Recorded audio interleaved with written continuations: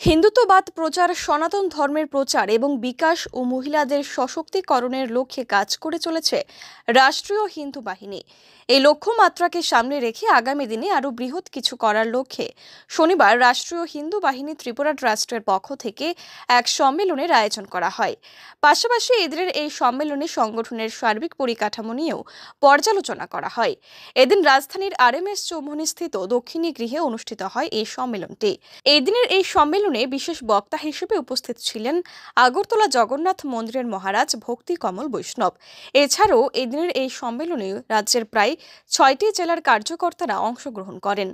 আগামী জুন মাসের শেষের দিকে সংগঠনের পক্ষ থেকে রাজ্যে একটি বৃহৎ রাম ভক্ত র্যালি এবং মঙ্গল ঘট কলস যাত্রার আয়োজন করা হবে বলে সংগঠনের পক্ষ থেকে জানানো হয়েছে।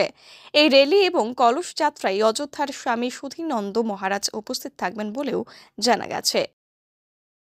আজ ৪ঠা মে আমাদের রাষ্ট্রীয় হিন্দু বাহিনী ত্রিপুরা প্রদেশ কমিটি, আমাদের ট্রাস্ট কমিটির উদ্যোগে আমরা একটা রাম ভক্ত সম্মেলনে একটা মিলিত হয়েছি। আমাদের রাজ্যের বিভিন্ন জেলা থেকে আমাদের কার্যকর্তারা এসছে।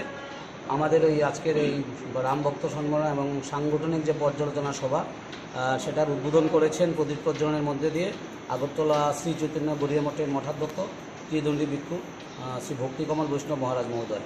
আমাদের আজকের এই অনুষ্ঠানের মূল বিষয় হচ্ছে আমরা গত ৬ মাসে কী কাজ করেছি এবং আগামী দিন আমরা কী ধরনের কাজকর্ম করব সেই নিয়ে পর্যালোচনা করা। আমাদের মূল উদ্দেশ্য হচ্ছে হিন্দুত্ববাদ প্রচার করা, সনাতন ধর্মের প্রচার এবং বিকাশ করা, পাশাপাশি মহিলাদের সশক্তিকরণ এবং সামাজিক বিভিন্ন রকম সমাজসেবামূলক কাজে আমরা আরও মানুষকে কীভাবে সংযুক্ত করতে পারি।